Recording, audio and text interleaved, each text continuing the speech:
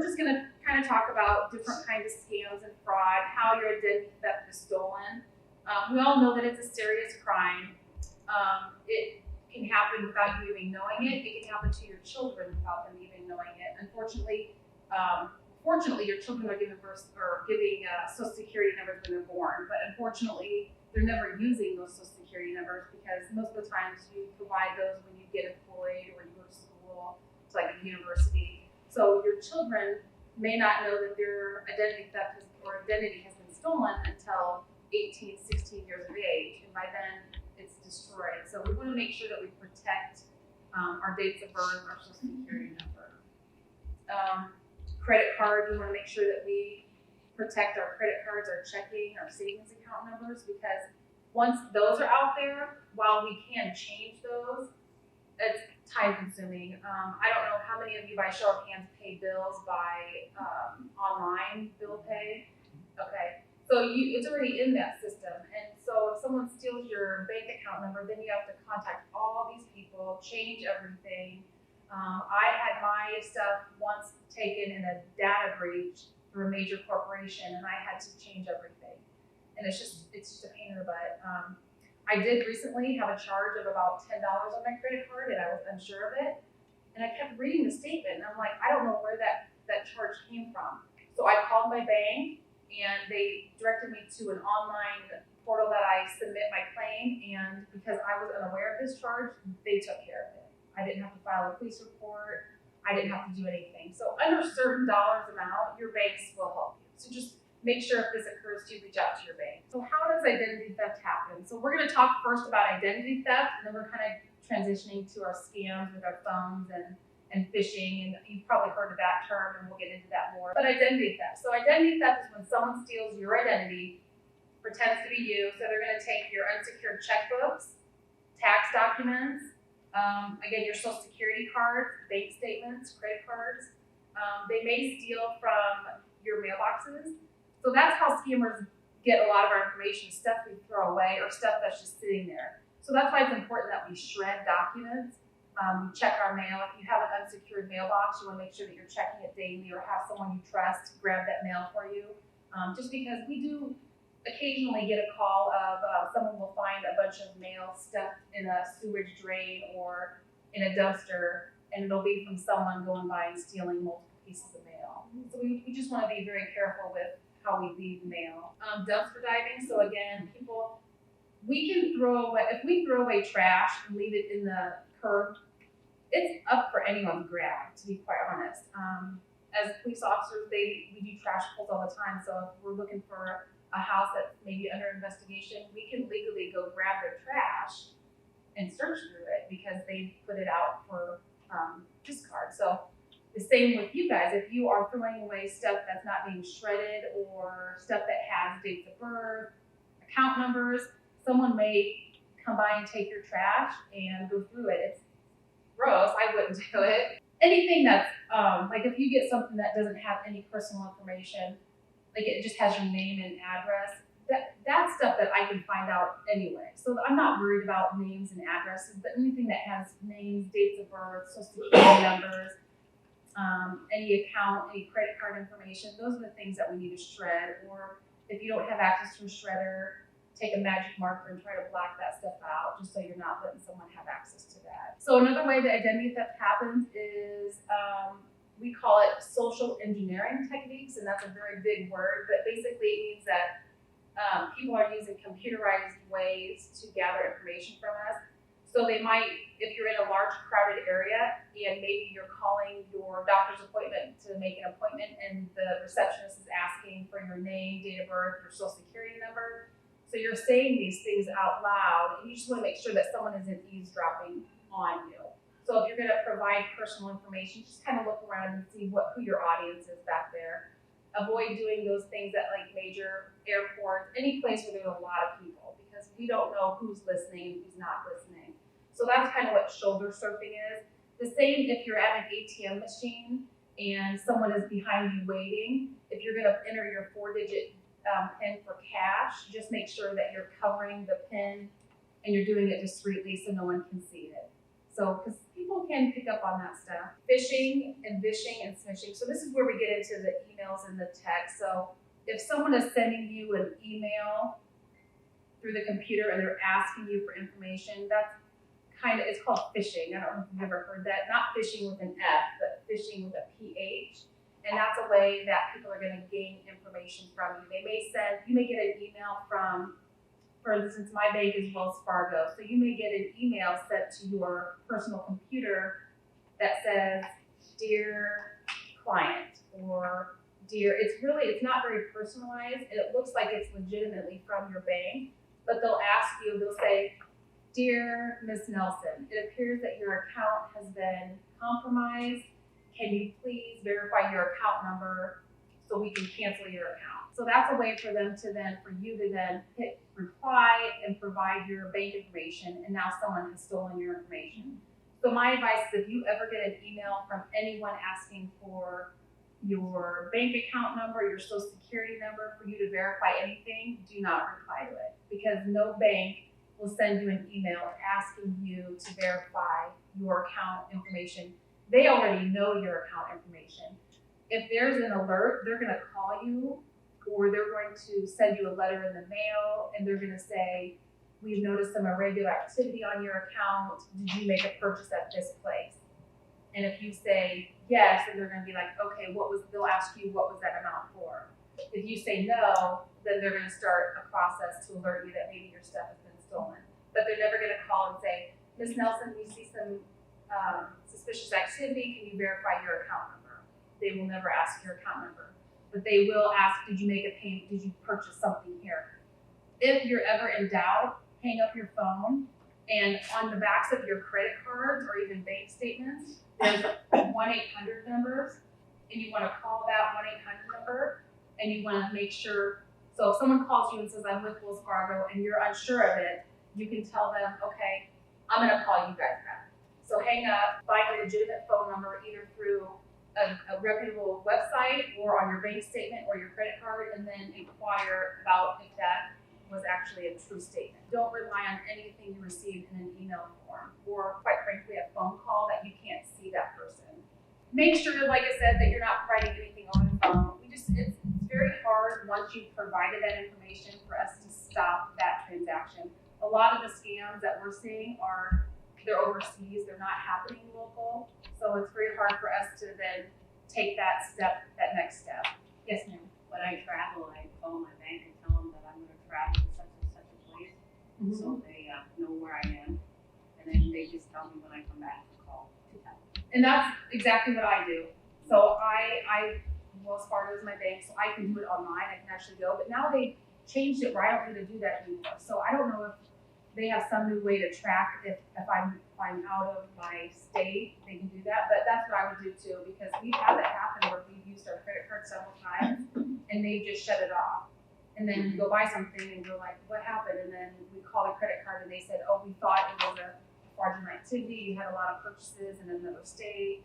So it's a good thing to do, to call your banks and just advise them. And it's simple. You can do it online too, so it's very simple to do. Has anyone in this room gotten emails that says they won a large amount in a lottery? So I had a gentleman call me and he received something that said that he had won millions in a publisher's clearinghouse type thing, and all he had to do was send shipping and handling and then pay some fees. And so he did that, thinking that in turn he was going to get millions. And then once he sent that money, the scammer was like, "Okay, this is a real life person and they're sending me money. So now I'm going to say, okay, well now I need more." And so unfortunately this gentleman had sent thousands of dollars before he realized that it was a scam. And I said, "Well, at what point did you realize it was a scam?" And he said, "Well, when he threatened to come to my house because I wasn't paying what he wanted, he was going to come to my house and hurt me." And so but that's what these scammers will do. They'll threaten you. They'll make you feel like they're outside your door. Because these scammers are going to do backgrounds on you. If you start giving them money, they're going to be like, "Okay, this is a real person." They're going to know maybe where you live. They're going to know maybe your spouse is this person. They're going to know maybe you have children, this, and this. Because I can Google anyone's names in this room and I can find out that information about you. So these scammers are doing background already on you. So they're gonna use the information they know about you to make you believe that they are gonna really truly harm you. So they may say, I'm gonna come to your home. So I guess my thing is, if you ever feel that that is an accurate statement, you need to call 911. But a lot of times that's just a threat that someone will use to try to get more funds out of you. My advice is hang up on these people. If you continue to answer the phone, they're going to continue to call you back. No, you can hang up is exactly what you can do. They're going to try to use, threatening language. They're going to get pushy. They're going to keep calling. I just hang up. You can block that number. Your cell phone providers have now apps that they'll filter through there. So if it's an unknown number, it'll block it. Because these scammers, once they connect to someone, they kind of share your phone numbers. So if you answer, they may say, okay, well, this phone number is a live person. I'm going to sell that to someone else for $5. So then that person will go, okay, well, I'm going to try to call this gentleman and try to scam him in another way. What kind of business? It's a very lucrative business. The scamming industry is, we lose billions a year in the scams. And a lot of these scammers, that's all they have to do for a job is to sit there and think of ways to scam us out of money. So you name it, they've come up with it. But the virus, so we do have a lot of people that will, on a computer, they'll pull up some website and it'll send an alert to their computer that their computer has been compromised and they have a virus on there. So then you'll see an alert on your computer that will say, you have to call this 1-888 number and pay $50 and we'll debug your computer. And a lot of people will do that because this virus won't go off their computer. But I always tell people, okay, shut your computer off, let your completely restart your computer for 10, 20 minutes, or you can go to the internet and you can download free programs that kind of delete bugs off of your computer, and that'll take care of it. Because these scammers want you to call them, and they won't release any virus. There's no virus on your computer, but they think that you think that, and then they'll ask for your credit card. You'll provide your credit card. They'll take your $50, and then they will do nothing, and your computer will not be fixed. So that happens quite a bit. So just, you did the right thing. Hang up on them. And so hacking into databases, that's another way. So I know Nancy was telling me a story of her credit card having a skimming device attached. So when we go to gas stations and we swipe our credit card, so we're skimming it into a skimming device, and sometimes these gas stations or any other place, people will come around, usually out of town, they'll insert this tiny little computer chip inside the gas pumps, and we won't know about it, but when we go insert our credit card, it's capturing all of our credit card information. So the skimming devices sometimes steal the credit card information. So what I advise people, if you're going to a gas station where you're not sure, maybe it's a gas station you're not familiar with, I always do this. Where you insert the card, I kind of just pull onto that little skimming thing and see if it comes undone or see if it's loose. Because if it's been compromised, it'll be loose or it'll kind of look like it's been tampered with. Nancy talks about that she goes and pays cash now. So if you feel uncomfortable, you can go in and pay cash. I still use my credit card. I don't carry cash, but I just always check to make sure that there's no foreign device inside that machine. How do you know what the inside? So you really don't, but a lot of gas stations will now take tape that'll say secure, so they'll put a little piece of tape over it, over the door, and if the tape is broken, then you know that someone that was in there, someone that shouldn't have been was in there. Does this happen quite a bit? No. But can it happen? Sure. But I just always take precautions. I just takes 1 second, I pull on it. If it doesn't look like it's loose or tampered with, I just go ahead and buy my gas. But you can always walk into the gas station and pay that way. So it's the size of your credit card, and it just inserts into that slot there. And a lot of times the skimming devices will be placed inside there. And so if it's been tampered with, it'll be loose. So some common fraud tactics. So what will people do to make you fall for their stuff? So again, we talked about the phone calls. So be cautious of requests for unusual payment types. So if someone calls you and says, I want you to wire money. Have you guys ever heard of the grandparent scam? So they may call and say, your grandson went down to Mexico for spring break and he was arrested. and he's in jail and you have to wire money to get him out of jail. But first of all, that's a scam, but if you're really concerned, maybe your grandson did go down to Mexico, hang up the phone and call your grandson or call someone to verify that instead of just paying the money. That's the oldest scam in the book, but it happens still to this day, so be cautious of that. If someone calls and says like you've won a lottery, but you don't have to pay, or in Nebraska, if you win a lottery, if you truly win something, it's against the law for me to ask you money to win money. So, I mean, you'll eventually have to pay taxes to the government, but if someone wants upfront payment, that's a scam. If someone's calling you being overly friendly, helpful, approachable, or on the other side, if they're being very angry because you don't want to deal with them. So if they go from really, I love you to I hate you, that's a sign that that's probably a scam, and that person is obviously, you caught on to their scam and they're upset at you.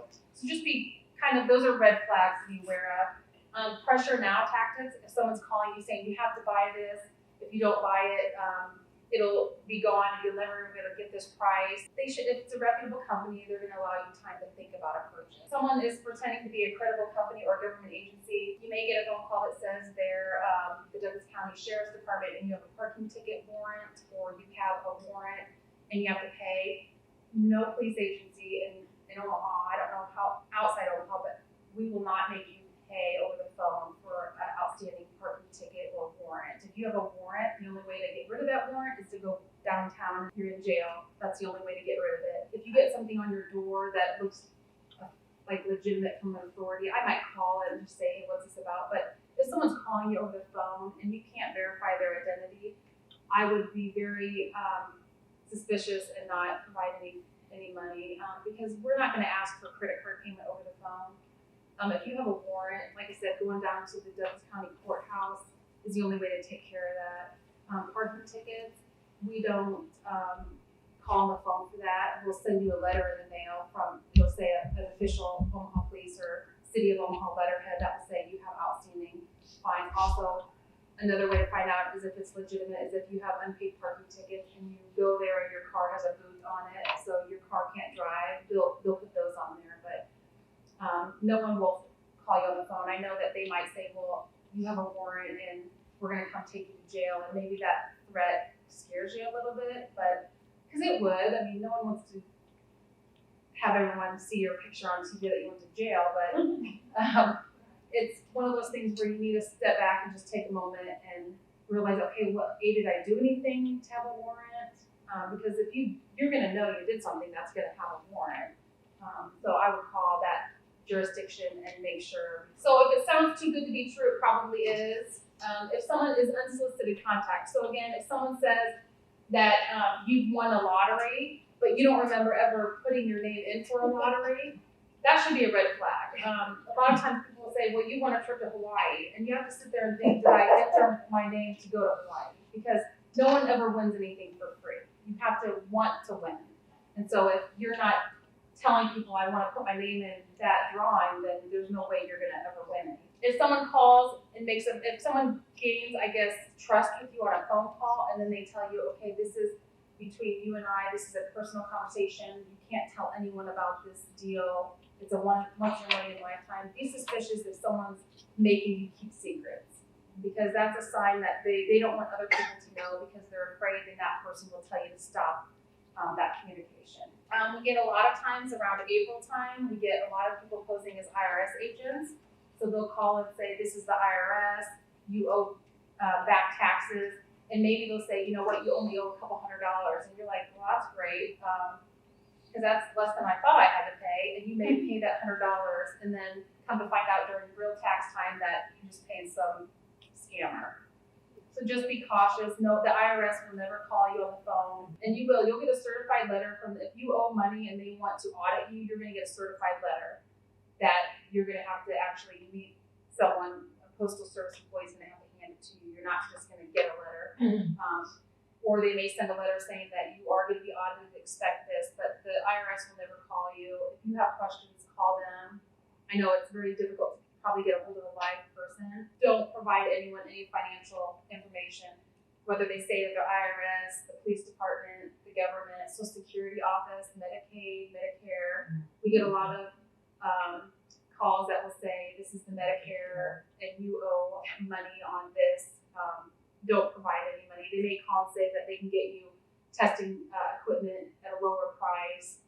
Make sure that that's a scam. Let your doctors worry about where you get your testing equipment from. No, and that's what we want everyone to hang up. If we all hung up, we wouldn't have, I guess, these issues. But unfortunately, these scammers have great stories and great ways to deceive people. And it's not that you're weak or that anything. It's just that they're storytellers. They're great at selling. They're great at deceiving, and that's why we just have to just say no and hang up. So if you get a scammer that calls you and says they want you to buy gift cards, so I have kind of pictures up here. So they'll call and say, hey, I know you can't wire me cash, but you won this trip to Hawaii, and in order to win it, you have to go get these prepaid visas. So they'll send you to like a Walgreens or a CVS or some place that sells them, and they'll ask you to buy it, and then they'll call you back, and they'll ask for the 16-digit code on the back, and then the little security code, and once you do that, that money is instantly gone. So, and unfortunately, we wouldn't be able to get that money back for you. So just be cautious that if someone calls and asks for you to buy any gift cards, that's a red flag. That's a scam. I talked kind of quickly about health insurance and Medicare scams, telemarketing fraud. So again, you're going to get those people that are going to call and they're going to say you want a good prize, or they want to give you a loan and they want to maybe give you a really low interest loan. That's a very scary situation to deal with someone over the phone that wants to give you a loan. So I would hang up, call your bank if you need a loan, and not go through someone that you just met on the phone. Robocalls. So the robocalls are what annoys us. Our phone rings, we answer it, and maybe they'll have someone on the other line that will say, can you hear me? Or they'll pretend that they have a bad connection, and you're going to say, yes, I can hear you. My advice is to not even, if someone calls and says, I can't hear you, are you there? Hang up. Because they're not even live people, they're robots. And they just want you to say yes, or they want you to say something, because then they know, okay, well, A, this person is a live person, and now I've got them saying yes to something.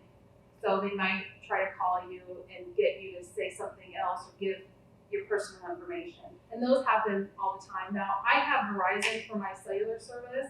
I have set up something so my scam calls go automatically to mute. I don't even hear them. I might hear a ring really fast, and then if I look at my phone, it'll be disappeared. So Verizon, I think that all of the telecommunication companies came to an agreement late last year that they'll do better to try to filter these scam phone calls for us. So you have all maybe witnessed that your phones you don't get as many scam calls. I know I don't. I get maybe once a month one will come through, but I don't know if you guys have Verizon or what cellular services you have, but I think that more and more service providers are filtering our scams. Have you ever heard of the word spoofing? So that's where you may think that you're getting a legitimate call. It may say area code 402, and it may look like your phone number, or it may be a phone number similar to someone that you talk to quite a bit. So these scammers will buy phone numbers that look legitimate, that are local Omaha numbers, and they'll buy that for however long they need it, and they'll use that to call people. So they'll try to trick you into answering. So my advice is if you have a phone call come in and you're not expecting anyone, or you don't recognize that, just let it go to voicemail. If it's an emergency or a doctor's office or someone that you're expecting, if they really need to get hold of you, they'll leave a voicemail. I've had people tell me that they've received a phone call or a text from their own number.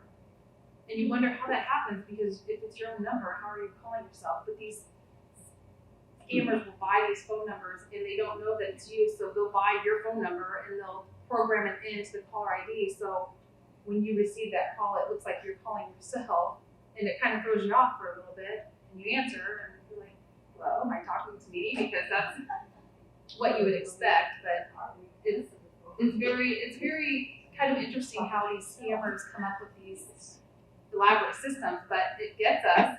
We're always trying to think one step ahead of these scammers, but it seems like they're always one step ahead of us. So when we catch on to what they're doing, they figure something else out. So they'll get a list of, so my phone number is 402 and then it's 216. So they may look for 216 phone numbers and they'll buy a program that they can enter all these phone numbers, and then they'll enter them into a robocall system. And so when they call me, my caller ID will say 402-216 and then the rest. And they're real people's numbers. They just take a guess on who they're going to be. Because that's happened to me where I've answered and they're like, "You called?" I'm like, "No, I didn't call." So, and that's when I knew someone had spoofed my number. Because I'm like, "No, I didn't call you." Then they call me back again. I'm like, "I didn't call you. Stop calling me." So what I understand is if you don't answer it, then they move on and don't use that number because they're looking for phone numbers that people will answer. So they're trading phone numbers. So if you have a list, if I had a list of 100 numbers, I'm a scammer, I was given a list of 100 numbers to call, and 10 of those people answered, then I know that the 90 I'm gonna throw to the side, but those 10, now I'm gonna bother, and I'm gonna send scammers and we're gonna try to get these people. And then maybe out of that 10, 5 might go, "I know you're a scam," and 5 may go, "Okay, I'll give you money." So we talked about the text scams. Again, if you get something on your computer that says your computer has been hacked, call this number. Don't call the number. Just please shut your computer off, power it off, leave it off for 10-15 minutes. That seems to do the trick. I don't know if it's just something that internally your computer will then erase all that, but worst case scenario, call someone that you trust that can debug your computer and take off those viruses. If a number comes in that's unfamiliar to me, there's a button next to it that says report this as scam or silence this, block this, so I can just block that number. So steps to minimize the risk of identity theft. So we talked about kind of the scams that are going on and the texting scams. Don't answer a text that you receive. A lot of the Amazon ones are going around. It'll say, someone logged into your Amazon accounts, click here. Just ignore those or block them. The same, I know there's Walmarts that are going around. If you do Walmart shopping, it might say, click here. Amazon seems to be the popular one. I've gotten a few from Verizon that look legitimate, but they're not. So these scammers will add in legitimate words like Verizon and Walmart, hoping that maybe we'll think it's real. But just kind of read the rest of the text. A lot of them have misspellings, or they just seem weird, and they don't seem like a typical pattern that you've received before. So just delete. Don't even click on the little link, just delete it. And you can swipe left and hit delete, so that's not even in your phone anymore. For ladies in here, just keep your purses close to you. I always say when you go to a restaurant, leave your purse within view of you. So in front of you, in the chair next to you, but don't try to get away from dangling on the back of your chair. If you're in a restaurant and it's on the back of your chair, you can have someone walk by and go like this and nonchalantly just reach in and grab your wallet. So just be cautious of that. So, and keep it zipped. I see a lot of that where in grocery stores, I'm the kind of person that will look at my produce and I inspect it. And so when you're looking at your produce and you're inspecting it, you're not looking at your purse. So I zip my purse and then I take the child safety straps that you would lock a child in, and I wrap that around the strap so someone trying to grab your purse. But we have seen on surveillance cameras where exactly what you just said. You go up to pay for your groceries and you go to grab your wallet and you're like, "Where's my wallet?" Well, because it's gone. So just be cautious in grocery stores, in restaurants. If you're driving into a place and you know it's busy and you don't want to bring your purse in, don't get out of your car and put your purse in the trunk when everyone's watching. Make sure that you put your purse in the trunk before you leave your garage, essentially, or carry only what you need in your pockets. Just because we have a lot of people that get car windows broken into, and it takes seconds for me to break someone's window, and then you have to pay for a new glass, and you have to cancel your credit cards. Get into the habit of knowing what credit cards are in your purse and wallet. So if your purse and wallet ever is stolen, that you know what companies to call. Make a list, take a piece of paper and write down all your bank's names and then that phone number that's underneath it. Keep that in a safe place at home. So if your purse or wallet ever is stolen, you can pull this up and go, "Okay, I need to call this, and this." Don't worry so much about like rewards cards, because that's not really money, but anything that has like a credit card, like I said, don't carry your social security cards in your wallet. Your Medicare cards now should not have your social security numbers on them anymore, so those are safe. But social security cards need to be kept at home in a locked place. So if you want to check your credit report every year, the government does give you one free credit report a year, and that's through the annualcreditreport.com. It's the only agency that is free. So I check mine. There's 3 different credit reporting agencies within that credit report, and I check, there's 3, so I check one at the beginning of the year, one at the middle, and one at the end. But it's, the whole system is free, and it's the annualcreditreport.com. It'll ask you to enter some personal identifying information like social security number. It'll ask you where you lived in 1985. It'll ask you random questions, but it's verifying that you are who you say you are. Another thing about passwords, don't have passwords on your devices that are very easy. Don't do 1, 2, 3, 4 or your last of your social security number. Make sure that your passwords are harder to detect. Now a lot of places are making you enter capital letter, lowercase, and then a number and little pretty signs. Nancy talked before about if you are a victim of a crime. So the first thing is if you're a victim of an identity theft or fraud, the first thing you need to do is call your banks and cancel any accounts, any credit cards. Do not call the police first, because we cannot stop the credit cards. We can't stop the bank account. You have to do that. So call them first and then call us to file a report. The police department in Omaha has made it easier now where you can file a report online. You don't have to have a police officer. Ask for a police officer. They may or may not send one, but you can always do it online. They'll ask for what happened, and if you have evidence to show, they'll tell you a way to get that to us. Thinking that you are involved in a scam and maybe if you haven't given money yet, you can call the Better Business Bureau in Omaha, and they'll track it and talk you through what you can do. You can also call the Federal Trade Commission, and they'll do the same if you feel that maybe someone was attempting to do something. And you can also call us as well, and we'll tell you whether or not that's true, or if that's a scam or it's not a scam. Don't be embarrassed or ashamed if you do have a scam happen to you, because we're all human. We don't want it to happen again to you or to someone else. We want you to share. We don't want you to be embarrassed or ashamed to call Nancy and say, hey, this happened to me. Because if you don't tell someone, it's going to continue to happen. So we want you to share that experience. That way it doesn't happen to someone else. Yeah, well, the police department will never think any less of you because this happened to you. I have been a victim of a scam, so it happens to everyone. It's just, we don't want it to get escalated and we're the point you're giving away your whole life savings. And a lot of banks will work with you on credit, like if your credit card is stolen, but if you're willingly giving people $10,000, $100,000, $500,000, the banks are not going to give that money back to